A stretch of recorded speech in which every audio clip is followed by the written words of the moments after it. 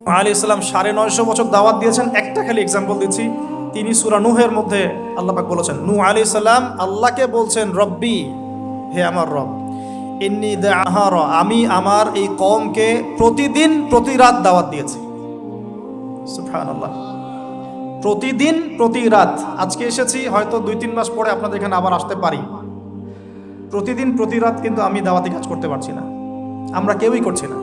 নূহ আলাইহিস সালাম বলছেন, আমি বিনা আজর, কোনো আজর ছাড়াই, কোনো স্বার্থ ছাড়াই, আল্লাহ, আমি আমার কওমকে দিন রাত দাওয়াত দিয়েছি। ওয়ালাম ইয়াজিদহুম দুআই ইল্লা ফিরারা, যখনই দাওয়াত দিয়েছি আমার দাওয়াত শুনে তারা খালি পৃষ্ঠ প্রদর্শন করেছে।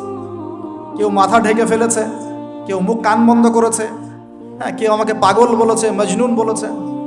এমনকি তিনি যখন নৌকা বানাচ্ছেন আল্লাহ পাকের আদেশে, মানুষ পাশ দিয়ে হেঁটে যায় আর টিটকারি করে, কবে মরুভূমিতে নৌকা চলবে নূহ,